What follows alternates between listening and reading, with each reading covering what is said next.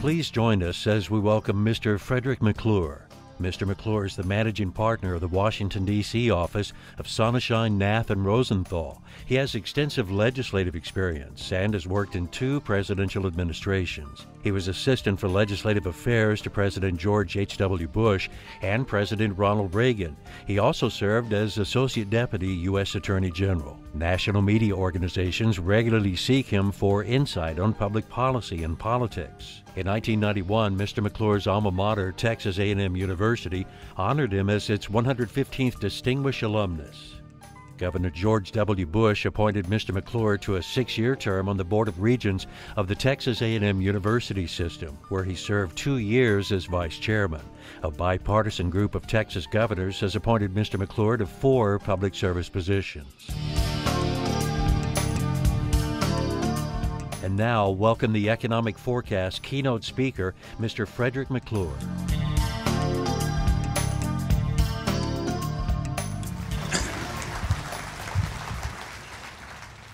Okay, I'm also a member of Woodmen of the World, which most of y'all probably don't even know what that is, but anyway, it is a great pleasure to be back in Texas and to be more specifically here in Houston with you today to participate in this joint activity of ULI Houston and the Real Estate Center in your annual Economic Forecast Conference.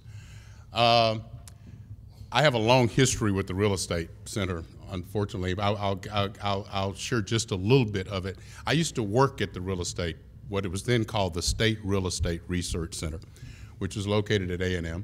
And I used to work there as a student when I was had to have a job while I was a student at A&M. And we were so poor back then that I had to sit on a trash can turned upside down right near a closet, Gary. I think that's where you guys put me.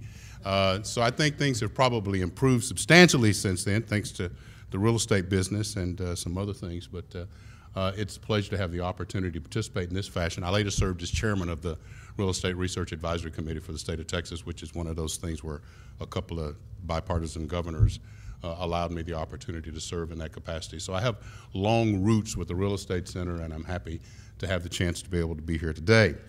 Now, when I was asked to participate in today's luncheon, I was, unlike I guess the intro was correct. I was managing partner of the Washington, D.C. office of a firm called Sonnenschein, Nath, and Rosenthal. Well, on September 30th, we more than doubled in size as we combined with a UK-based firm that was called Denton Wild and Sapp to create S&R Denton LLP. We serve clients in key businesses and financial centers now in 48 locations in 32 countries and 4 continents through offices and associate firms and special alliances across the U.S., the U.K., Europe, Middle East, Russia, CIS, Southeast Asia. I haven't even gotten these all down yet, in Africa, making us, I guess, the top 25th largest law firm in the world. So that's kind of what happened to us almost a couple of months ago. And needless to say, our lives have changed dramatically as a result of it. But our goal, in short, is to offer business and to offer government and other institutional clients premier service and a disciplined focus to meet evolving needs in several industry sectors. I remain the managing partner of our DC operations, and other than my role of herding cats, I practice in our public law and policy strategies group. In short, my colleagues and I in our group focus on the intersection between government and business and public policy and politics. We counsel and advise clients as they try to get a handle on how to navigate this intersection. And sometimes it's merely the gathering and interpreting and synthesizing of political intelligence so that business and investment decisions can be made with greater knowledge. Sometimes it's strategic communications and public affairs where we seek to respond to or perhaps shape messages that are aimed at altering or influencing the political decision-making process. Sometimes it's navigating political environments in one or more states or other political subdivisions in highly regulated industries. Sometimes it's in those same spaces when merger and acquisition activity is taking place. And oftentimes, in fact, more often than not, it can be boiled down to the simple constitutionally protected right of the people to petition their government for the redress of grievances. Y'all have heard that before. I think most of you might know that as lobbying, and that's what we do. And in all instances, it is assisting governments or businesses or nonprofit associations or entities in their efforts to affect the political as well as the public policy landscape. Now, at the very undertaking, the very core of this undertaking is how does one create an environment where elected and appointed officials will do the right thing? And hopefully the right thing is in the best interest of our clients. Others might want to call it politics, and it is politics that I will focus on this afternoon.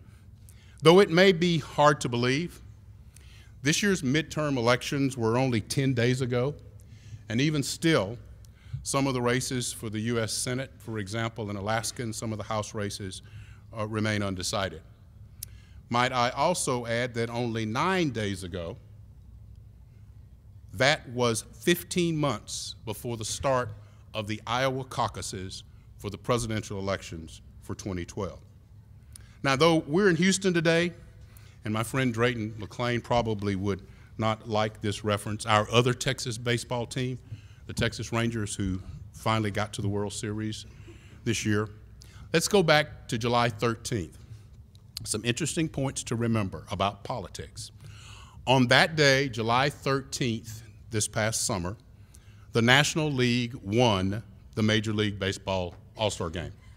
The score was 3-1. Since 1950, a National League victory in the All-Star Game has preceded every election with double-digit Republican gains in the House of Representatives. Since 1948, every time the National League has won, the GOP has gained at least 5 Senate seats. Let's see, the GOP picked up 60 or so House seats. Republicans gained at least 6 seats in the Senate. My only advice to you is to make sure and place your bets in the summer of 2012 right after the All-Star game, and you'll know what will happen come Election Day. Well, as this 112th Congress convenes on January 5th, there will be almost 90 incoming freshmen, members of the House of Representatives of the 435, and Republicans will hold 239 of those seats. The Senate will start undergoing change as soon as the 111th Congress, the one that's not done yet, reconvenes next Monday. Mark Kirk from Illinois will join the ranks in the Senate, amongst the Senate Republicans, raising their number to 42, and 2 additional senators, Joe Manchin of West Virginia and Chris Coons of Delaware, will increase the Democratic numbers in the Senate to 56. 58 when you include the 2 independent senators who caucus with the Democrats. Now, given the changed definition of majority from 50 plus 1 to 60, that means that the Senate Majority Leader, Harry Reid, will have to win over at least 2 GOP votes to pass the end-of-the-year agenda items that he might desire to pursue. Before talking about what happens in 2011, let's take a look at the unfinished business that will be considered during this upcoming lame duck session on Monday. You know, before the election, I heard somebody say that the election might throw a monkey wrench into the lame duck. That really got my goat. And in my business, something like this can really make me feel snake bit. Here, I just got my ducks in a row when somebody lets the cat out of the bag. So I guess Congress takes it on the lam, but comes back like a lion. I just have to remember that all in all, I'm still a lucky dog to have a ticket at the zoo. The old or current Congress, with the additions I mentioned in the Senate, reconvenes for a week to do leadership elections, choosing the folks who will be in the leadership in all of the houses and both caucuses and their roles for 2011.